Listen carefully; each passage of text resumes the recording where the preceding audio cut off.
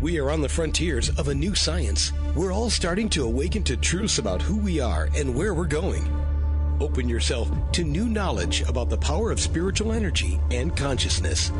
Journey with Donna Smith-Moncrieffe as she takes you through the world of mediumship, energy healing, out-of-body experiences, past life regression, and all topics that demonstrate evidence of the true nature of our reality. Welcome to On the Frontiers of a New Science. I am Donna Smith-Moncrieffe, and on today's show we are going to talk about a subject that emerged in the 19th century and seemed to wane. The topic of physical mediumship is one everyone in all fields should experience and understand. Did you know that there are authentic physical mediums in the 21st century who, through the production of ectoplasm, facilitate the materialization of those in the spiritual realms? These materialized forms that many thought we had lost upon the death of the physical body can indeed speak, and on some occasions materialize in red or luminescent light to see them. Why is survival of consciousness, or the knowledge that we don't die, important? For one, it might change the social order, subsequently resulting in better relationships, more meaning in people's lives, and a reduced fear of death. To learn more about this important topic, we have a special guest today with us, Anne Harrison. Anne, the widow of Tom Harrison, has had a unique inside look at Minnie Harrison's mediumship, one of the most well-known physical mediums in the 1950s. Having a unique close-up look at such important phenomena such as materialization and apperts, she went on to sit with a number of other talented physical mediums who we will discuss today. So welcome, Anne, to the show. How are you doing all the way from Spain? Very well. It's lovely to talk with you, Donna. Yes, I feel we were so privileged. I find the experience of physical mediumship, a number of people don't have even an opportunity to access the phenomena, much less such a close-up look like you've had, Anne. So let's start with this, because we want to give our listeners sort of an overview of all of the different experiences you've had with physical mediums. But I wondered if we could start off with you maybe, first of all, explaining to the listeners your relationship to Tom, who Tom is to Minnie Harrison, and maybe giving us an understanding of who Minnie Harrison was. Well, Tom, my husband, we only married in 1998, and he passed almost 5 years ago now. But he was the son of Minnie Harrison, and his mother was a most amazing part of a family. She was the youngest of 10 children in the family, and 5 of them developed into trance mediums. They were introduced to it way back in the 1890s when she was quite tiny. And the family were very happy to sit with a home circle, and amazing development took place. So by the time she was in her teens, she was already a trance medium. And it wasn't until, although she worked the churches in doing normal mental mediumship with a friend, it wasn't until after the Second World War, when Tom came back from the army, that they decided to start a circle. She and Tom's first wife, Doris, had been meeting up with the friends all through the war as a Saturday night social get-together. And once Tom was home, one of the friends said, "Why don't we have a circle?" As they were all spiritualists, apart from one lady who was very interested anyway, that's what they did. And within a very short time, they were told that they would have physical phenomena, particularly with a trumpet, and then possibly materialization. And so very, very quickly, the phenomena started. And it was very private, because it was all within a home circle. Though eventually they had guests, people they invited. But of course it wasn't until the 1960s that anybody outside really learned about it, when Tom was told to get out there and tell people about it. Right. So let me ask you there, Anne. So this is the way most of the physical mediums begin to develop through the circle, with the circle members contributing some of their energy to help build up the ectoplasm. So since we want to do an overview of a number of physical mediums, let's get right into what had Tom told you, for example, or what were some of the actual experiences that really were very evidential that, our souls don't die. Well, the thing was that in their circle, over the 8 years that they had the circle before his mother's death, he said that he witnessed over 1,500 materialized people. Sometimes they were the same people. His aunt, his mother's sister, came every week. His wife's grandmother came most weeks. And they opened and closed the circle. But visitors would meet up with their family, with their mothers or their fathers or other relations, and would be able to recognize them because the forms were seen in red light, good enough to be able to recognize them. And this is what the materializations particularly wanted. They used to say, "Can you see me? Do you recognize me?" This is what was most important to them, that people knew that they were who they said they were. Yes, and what I thought remarkable was when I read in your book, 1,500 materialized forms over 10 years. And what also I found was amazing when I read was that it was in red light, which means, and just for our listeners who may not be so familiar with physical mediumship, unfortunately in some circles it's held in full darkness just because the light, what is emitted from the light can actually have an impact on, a sort of a negative impact on the ectoplasm, actually diminishing it. And ectoplasm is that physical conduit that allows for those from the spiritual realms to actually materialize in our physical. So let's step back a bit and to what you were saying, because I'm still stuck on the 1,500 materialized forms, which is amazing. Let's talk now. You said that they would ask, so they're very interested in letting us know or determining whether they can actually be seen in our world. Yeah. What were some of the things, or maybe you can give a concrete example that for maybe a sitter or for Tom was said that really indicated, this is an entity or a spirit form that did actually live on the physical plane at once. What are some of those key concrete pieces of evidence? Well, just being able to say, to recognize that it is your grandmother, and so when she comes every week and she greets her daughter, Tom's first wife's mother, Annie, used to sit occasionally. She was also a very good medium, so she would go as a visitor and talk to her own mother. And to hear some of the banter, because we have a lovely recording called The Christmas Party Sitting, which is out as a CD, and so Annie would say to her mother, "But it's so-and-so." "Well, of course he's here." It was just, and it's the accent in the voice and the way that they react with each other. It was just so beautiful to absolutely to be able to see them, and Tom to recognize his mother's sister, Aunt Ag. I mean, the second time she built, she took hold of Tom's hand and his father's hand and pulled them to her and stood under the red light and turned her face up and said, "Can you see me? Do you recognize me?" Yes. And I believe, correct me if I'm wrong, Anne, there are pictures of some of the materialized forms. Yes, they are. And I find, now, let's talk about that a little bit, because I think that's incredible. We have some difficulty, and we're going to talk about some of the more contemporary physical mediums. We have some difficulty capturing some of these materialized forms. We're better at sometimes, capturing the physical evidence of the apports, for example, but taking pictures and even videos of materialized forms seems to be a little less possible in the 21st century. But they, in the 50s and the 40s there, were able to capture, I've seen some of Minnie Harrison's the actual materialized forms in photos. Can you talk about that a little? Well, very few photos were taken, and they were specifically taken for Minnie to be able to see what happened, because the total time she was sitting, she was in deep trance, like a deep sleep, and knew nothing what was going on. And so about a year into the experiment of the circle sitting, they asked could they take photographs so Minnie could see them.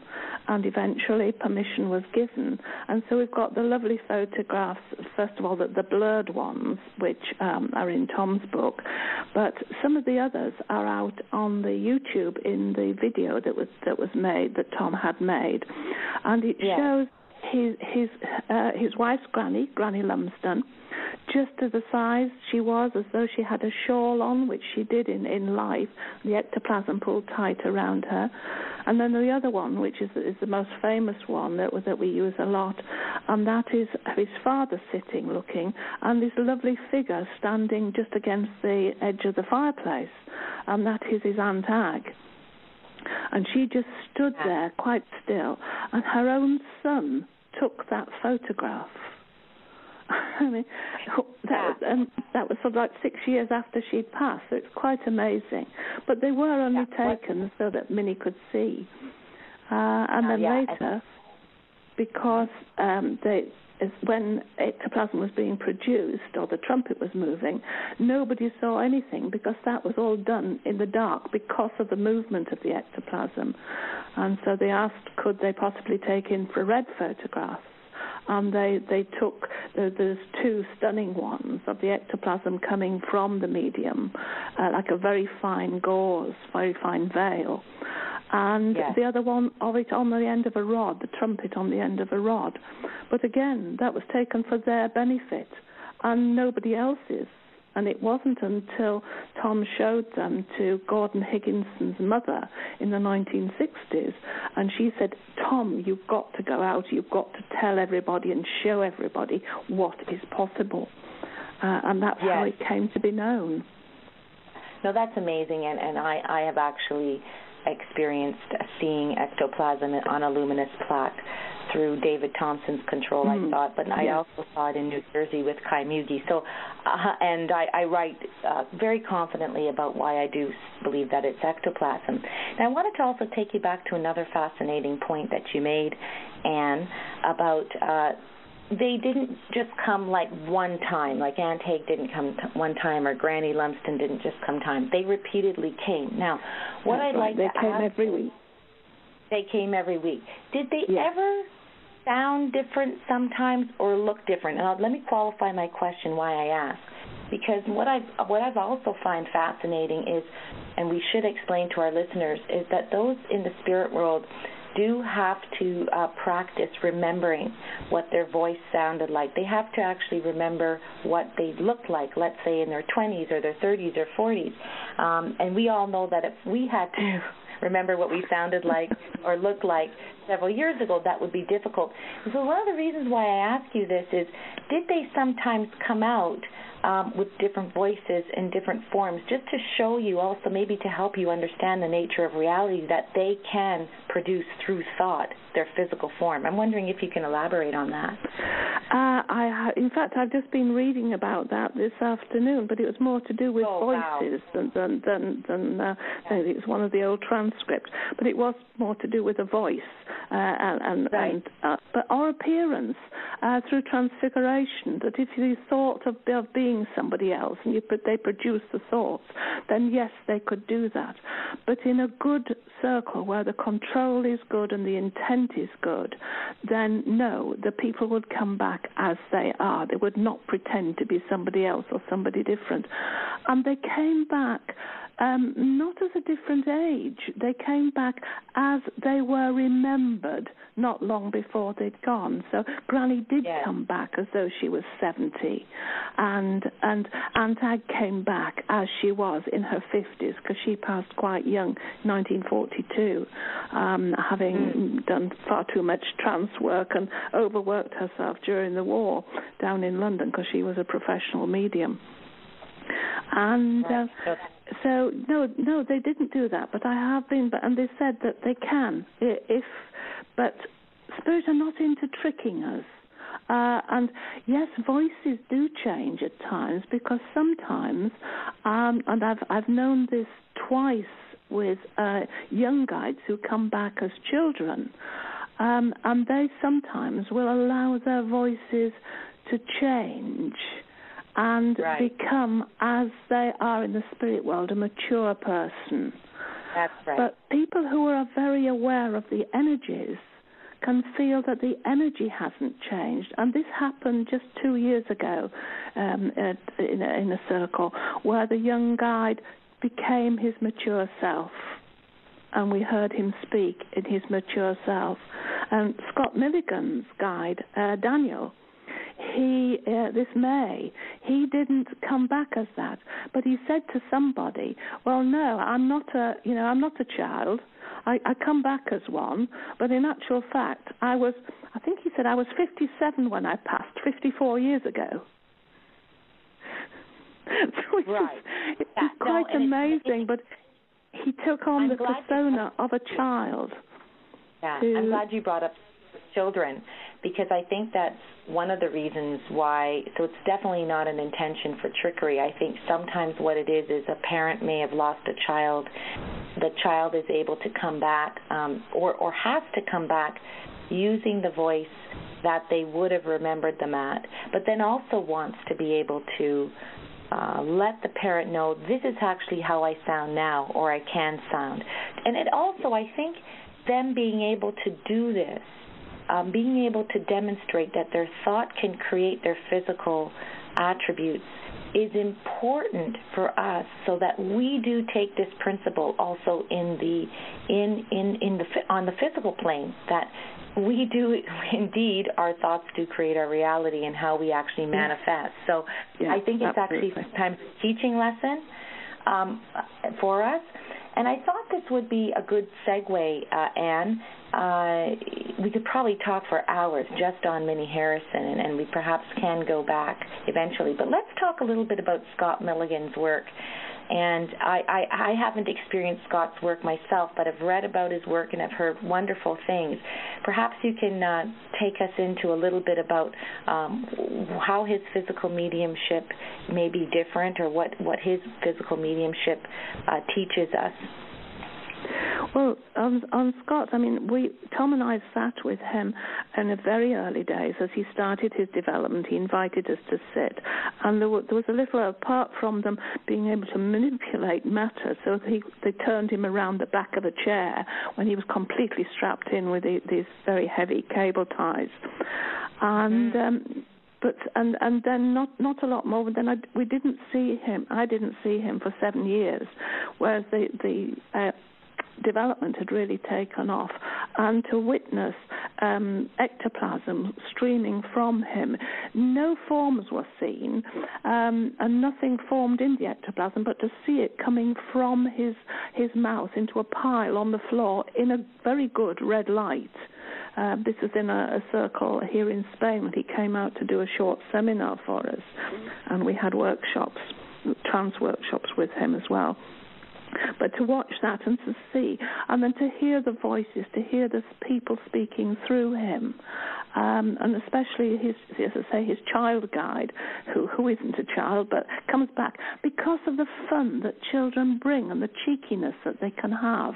This just makes everybody feel good. This is why quite an experienced spirit will come back, take the persona as a child to make them people enjoy the fun and the laughter, and because they can be funny, whereas an adult might not.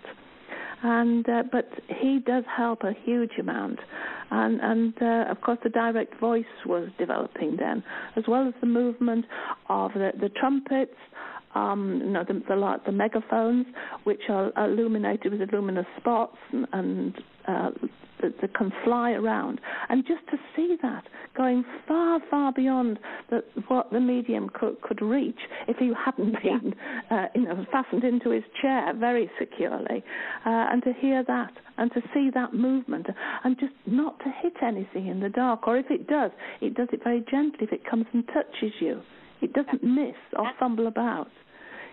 That's an phenomenon. Yeah, that's an amazing piece of phenomena. And what I find interesting when I interview different people about their perceptions of physical mediumship after they've had a sitting, what I find fascinating is different people find different aspects of physical mediumship to be more evidential than others. Now, what I found interesting is, so for me, materialization was the be-all and end-all. Having seen and been able to touch a materialized form, being able to touch an actual piece of material that was satin in nature, and I know that everyone that was sitting in that circle had nothing that was on them that was satin. So those little things for me, being able to touch the materialized form, being able to see different aspects of the materialized form, and actually seeing the ectoplasm, when I put all the little pieces together, that for me was for certainly evidential. But let's go back to the trumpet. I know some people who put the trumpet as the top evidence of not necessarily of survival of consciousness, but that there are other forces. Just there are other forces beyond the physical forces that are contributing to our reality. And that was because, just to repeat some of the things you said, because when that trumpet moves, it's not as if somebody could be in the dark and producing trickery and just moving around the trumpet. That trumpet is moving beyond what a physical person can do, either by the speed or the height, almost just really at impossible speeds. As I said, I haven't seen Scott Milligan's, but what you're describing sounds a lot to me like how the trumpet moves in David Thompson's. Very similar, yes. And in most circles. And in most circles where this happens, this is the way. The speed at which it can move and the directions and the symbols, or it can come and tap you on the head, or roll over your shoulder, or tap you on the knee, and then come right up in fact, once they actually came and tapped me on my glasses. Absolutely accurate, in total darkness. That no physical person could do it.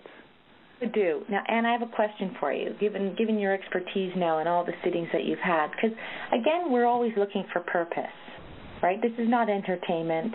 Just because a trumpet is moving around and it's exciting, I can tell you it is exciting, especially when the music is playing, and sometimes, the fun of seeing somebody get hit in a fun and touching way is nice. But from your perspective, what is the purpose of the trumpet, the movement of the trumpet, from the spiritual perspective? What do you think they're trying to prove to us here? Just that they can manipulate forces within our world that we are not able to do, that is untouched by a physical hand or physical mechanism. That it just did, that they are there. But the thing is as well, it gets the vibrations up because we enjoy it, and it's that enjoyment that creates a happy vibration and a lot of fun, and they are then able to use those happy vibrations to move on. And of course the purpose of the trumpet really is to amplify a voice. Because if a voice it takes such a huge amount of effort for a voice to come through even through a medium's larynx, that they're very, very quiet. But if they can then attach a psychic rod, an ectoplasmic rod, to a trumpet, they can then amplify the voice. They can take the trumpet right up to a person. And so the very quiet voice going in at one end can come out louder at the other end and be heard. And to sit in a circle where the trumpet is somewhere near you, and you can actually hear the whisper going in at the narrow end of the trumpet, and the person at the other end can hear the full volume that it's able to come out, is something quite magical. And and sometimes they can direct it through two trumpets at once. Yeah, no, and that's another absolutely a purpose for the trumpet that is good for our listeners to know. Another thing that I'm looking for, Anne, which is interesting, and it can get a little probably too heavy in the existential area, is, but I will try to keep it light. But the topic just fascinates me and actually inspires me for deeper questions. But you talked a little bit, for sure, about the materializations and just the being able to see the faces, which obviously, if a grandmother that someone recognizes materializes into the room, and they can see them in red light, and that person was no longer living on the physical plane, well, that is clearly some evidence. Now, what's interesting, I have spoken to some researchers about this who actually say this on its own is not necessarily survival of consciousness, and it gets into all sorts of different, I would say, more metaphysics complexities. So let me add this level to you, this question to you, is in the experiences that you have or you've read from your past husband, or in addition to the physical materializations, have there been some unique pieces of information shared, like names or information that either the sitter didn't know and then could further follow up, which would definitely link that entity back to their living on the physical realm? Yes, there are. But the main one, the very first one, was through a mental medium. And if it's all right to just sort to mention this, because this happened to me, is that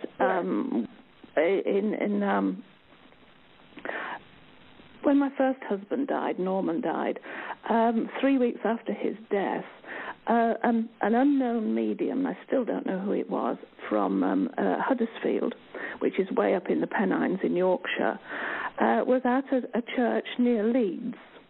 And after the service was over, they were having a cup of tea, and she walked over to this lady, completely unknown to her, and said, "I have a man here who says you know his sister Bess. And will you please tell her you can't believe how good it is the pain has gone." Wow. Now, this lady, Barbara, was a friend of my husband's sister, but she only knew her as Bessie, not as Bess. But in the family, we always shortened it.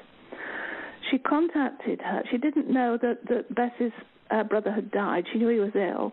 She contacted Bess and said, "I've got this message. Is this right?"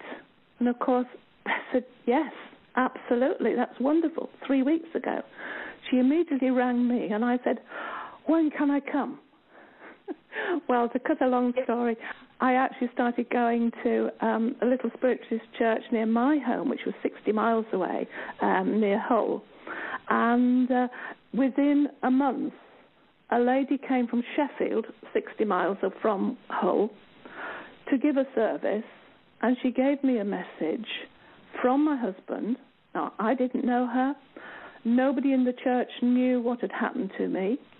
And she gave me evidence of very personal things, but then she gave me information about my husband's family, which had happened when they were children.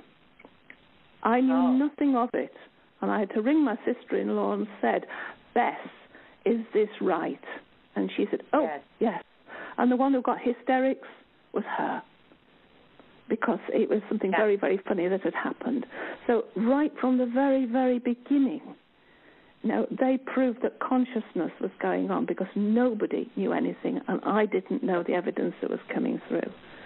So where does that come from? Bring up mental, because I think definitely mental mediumship is just another complementary part to the solutions and the mysteries of consciousness. There are a number of areas. I think mental mediumship, near-death experiences, physical mediumship, ITC, and I know that you've gotten into some work with that, the instrumental transcommunication work, electric voice phenomena. All of these I like to talk about on the show, because when you put them all together, they provide a nice set of answers, to which I think there's still some gaps that we're looking for. So coming back to physical mediumship, I can just even say for myself, when I was at the David Thompson, it's a good segue to go into him, because we're covering about 4 mediums in this show. With David Thompson, because he does the materializations, probably about 3 entities materialized in each séance, and I was at about 5 during 2014 in Sarasota. One of the things I listened intently for was the communication. Once the entity had materialized from the spiritual world and as reuniting with a sitter, who was obviously in the physical world, listening to the exchange and then following up with the sitters to find out what exactly was it that was evidential. And it was funny because in mental mediumship, when we're testing it, when I was doing my research in 2010 and up to 2013 with mental mediums, my standards of what they would have to communicate would be just so much higher. I would look for unique names, unique information, cause of death. With the physical mediumship, because many of these sitters, I found in my experience, were still working out how to use ectoplasm to communicate to the physical world. Some of them had just passed a week before, so they're just trying to. Sometimes they even needed other people to help them. Actually, they certainly would need lots of other people to help them. Yes, it's not an easy thing for them to do, even when they're experienced. It still can be quite exactly. So I think that this area of research is still necessary because I guess the reunion aspect of physical mediumship is important for us to solidify our evidence in terms of the survival of consciousness issue. But I would say with the David Thompson experiences and the exchanges, although some were struggling with the use of ectoplasm, I got things back from the sitters, things like, well, the warmth and the feeling that I got from the touch of the hand was reminded me exactly of the particular loved one that they'd had, and the size too, right? The size was very different. And in one case we had, as I said, I always say, a baby materialized in the room, and the two sitters that had touched that baby's hand, so we knew that nobody had a hand that small. So there were things other than just, I'm just comparing, for example, the excellent example you had of mental mediumship. Sometimes people criticize physical mediumship in that those kind of details are not coming out during the reunions, but I would argue that there are different types of evidence that are coming out in physical mediumship. I think because with the ectoplasm, if they're actually trying to control the ectoplasm, which takes a lot of thought to actually keep themselves clothed in this physical material and to move around the room, and as Tom always said, and he said it again from Spirit, it's like climbing out of a swimming pool in a sodden overcoat. It's so heavy. Our physical place is so heavy compared with the spirit world, and they very quickly forget how heavy it is. So it takes a lot of concentration, so much so that sometimes they can't speak to you. And this happened to me at Stewart Alexander's. At David Thompson's, because there was more energy, he's a younger man, there's more vibrant energy, the circle is differently developed, there were more sitters there giving energy. Tom was able to materialize, come across to me, talk to me for quite a while, quite coherently, not passing on any new stuff, but just having a chat and saying lovely things. And he's saying that I always was sensitive. He would cry at the least thing and become upset at somebody being ill. But he was also mediumistically sensitive. And he said to me, I always was sensitive. I said, yes. You always cry at any film. And he said, don't tell everybody our secrets. Yeah, which was a lovely response. Yeah, so Anne, and just to clarify, so this was in David Thompson's séance, your former husband, Tom, materialized. Yes. Wow. Just 10 months after he died, because David came to Spain in the August 2011. And this is the first time I'd had a chance to sit with David, although we had met him a couple of times before. And but it, and as well, and Tom was as he finished speaking to me, he put his hands either side of my face. Now Tom's hands were long and thin, long fingers, and just to feel those length of the hands either side of my face, and then he kissed my forehead. Before something, and I described what had happened, and everybody went, oh, and somebody said something, and Tom recognized a friend's voice, Robin Foy. He recognized his voice, and Robin was the other side of the room, and he set off, Robin lad, and off he went to speak to Robin and our friend Rob McClernand, who owned the centre, and to talk to them. Now, he'd known both of them for years. And they could say, and other people in the room could say, it was Tom's voice. A particular intonation that he had was recognizable. And he then went and had. And the voice became more recognizable when he left me because of the emotion he'd obviously felt being close to me. Oh, beautiful point. Beautiful point there, right? So as soon as the higher the love vibration, the higher the positive vibration, the higher the communication. You telling me that story, as much as I keep hearing these from a research perspective, is this is why I pursue this area. It tells us about the connection of love. It never dies, and people thought that they could only remember their loved ones through pictures. But what an amazing scientific fact that our loved ones are just at a different vibration. They're in a different spiritual realm, but they can reduce their vibration through certain conditions, and you can meet them in a different way. And to clarify, was this was it using the luminous pack, or was it full darkness? Was there any? No, it was full It was full darkness. We didn't use the pack at all in that one. They did the following year when he came back. They did have the plaque, and William produced his hand, and my friend Kate was sitting where they produced the ectoplasm onto the plaque, and she then saw the fingers form into it. And he then came all around the circle, and we were all allowed to touch it and to see it. And I had one other very special experience, because before he said, do you want to touch it, he held it right up, almost touching my throat, touching my chin. And I said, why are you doing that? And he said, for a very special reason. But he didn't tell me what. And then he moved the plaque away and said, would you like to touch my hand? So, I just had so much wonder and trust from Spirit. It's just amazing.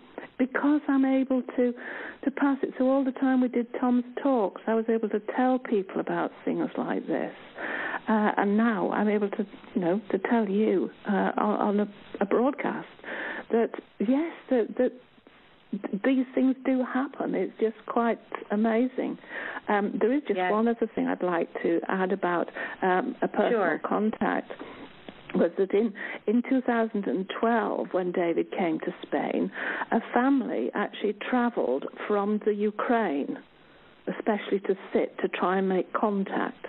They didn't speak any English, and so they brought an interpreter with them.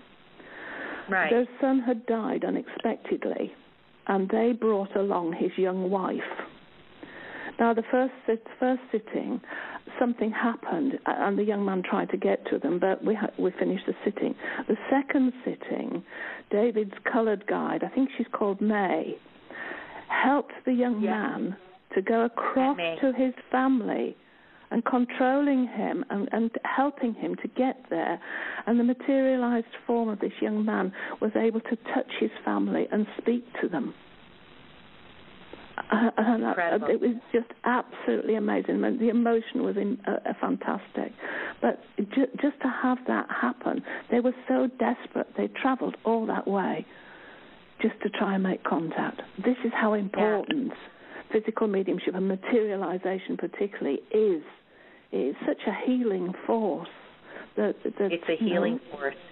And we didn't actually tell our listeners, just for those, as all of this is being shared, we should just qualify that for most of these seances, especially the ones that I've been to, and perhaps you can attest to as well, the medium is controlled in a certain way, physically. They're all done differently. Like, for example, in Kai Muegge's, he's not tied to the chair, but there's a special holding system that occurs with the sitters, and then the sitters are all in a hand chain, and each individual must communicate and say something out loud in the room if somebody moves.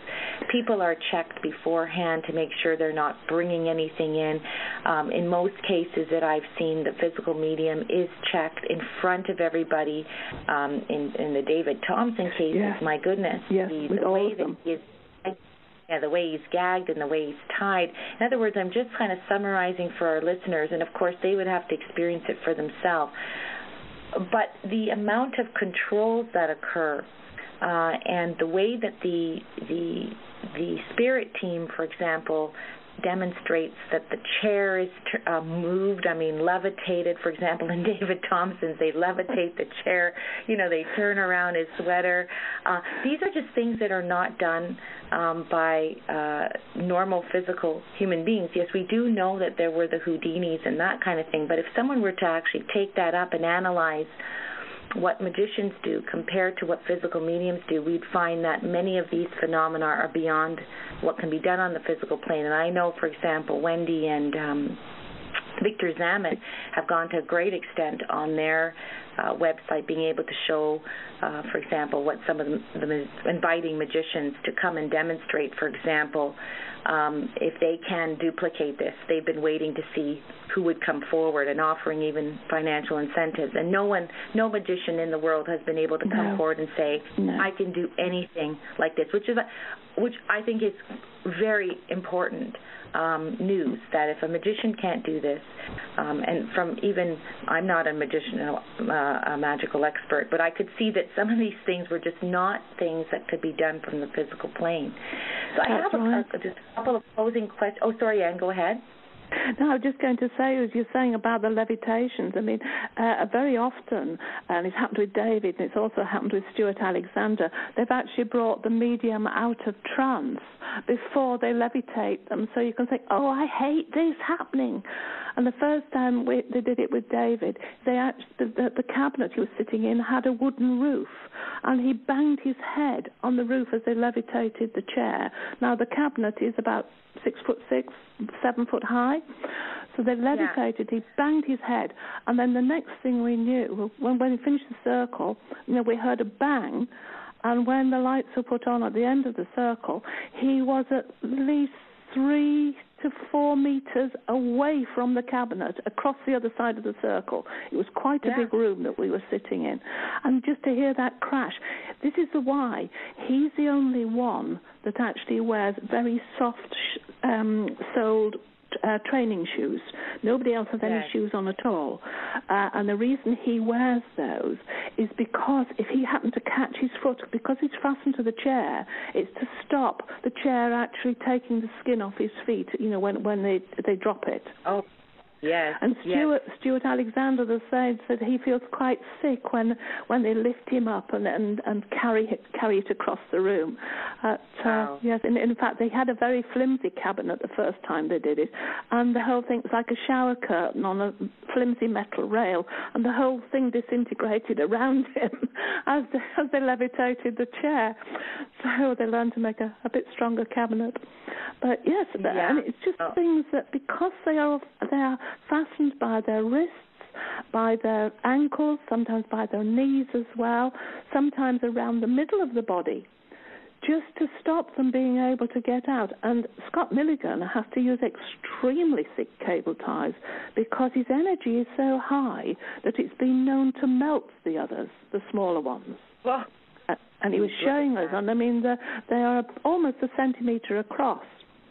I sat with him this May in the edge of Wales up at Oswestry, and they were describing the width of the cable ties, that what he had to use.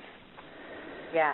As you describe these, and we go over some of our experiences that we've had in physical mediumship seances, I actually think that from different information that I've heard, either through mental mediums or through ITC information that's coming through, is the spirit team is working to help there be better connections, even more ways of filming and using other energies to be able to communicate this information more widely.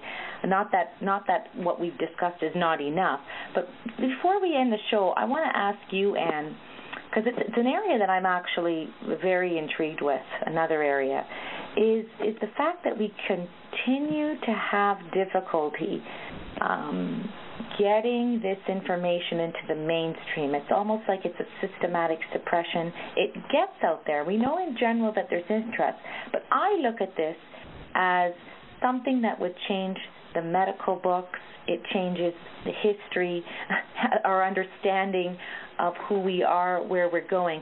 I think this is a superior scientific fact. It's a new science. Surely it doesn't fit the Newtonian status quo paradigm. But I guess, what are your thoughts on where we're going? Are we making some suppression? Are there still some people trying to hold this back? Why are certain institutions continuing to block this from the public mainstream media? To me, it's very much a personal thing. That yes, a lot of parts are. I mean, one, the established churches don't like it because it takes the power out of their hands. I mean, the very early days of the Christian church and of other religions, the medium was the priest. They were in charge. They had those communications. I mean, you think back to the oracle at Delphi, back with the Greeks. And yes, the Egyptians, they used all this. They used it for advice. They used it for help. You come along and you've got one of the greatest mediums on earth in Jesus and his disciples. I mean, that was a circle with physical mediumship going on. And yes, once it got going and the Romans got in charge, then, no, we can't have this. The people are going to do their own thing. We need to be in charge. That's my view. And I know it's a lot of other people. It's the control of the masses, and unfortunately, this still goes on, because if everybody was able to think for themselves and do for themselves, then a lot of people would not be in power. Oh, and you said it beautifully. You've said it's one of actually the best that I've ever heard, so succinctly, and it's very much consistent with what I believe. With one of my backgrounds areas is sociology, and one of the best theories of all the sociological theories that I've ever believed in, it's power theory, and that's what you've described. Is that there are certain institutions that work. Also sometimes contravene good things just to maintain power and status quo. And I think that's what we're seeing here. And with that, it will take a while. There'll be a lag until what happens is the love and that people are experiencing and that you've described, Anne, in this show will begin to overpower some of the power that these other institutions are trying to wield. And we do see it. We do see it now, the institutionalized churches, and which I say this with great respect because I believe that the very underlying principles of most religious teaching is intended to be positive, but certain people take it over and they try to power over. I think that people are demonstrating an interest in this topic. It makes sense to them once they see the evidence, and they begin to make their own decisions about who they really are and where they're going, because ultimately they are the ones that learn that they actually have internal power.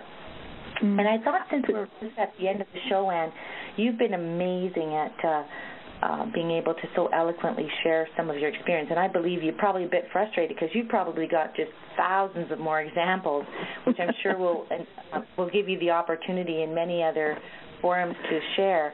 But would you like to share with the listeners some of the the book that you just wrote, maybe events or goals you have for communicating this information?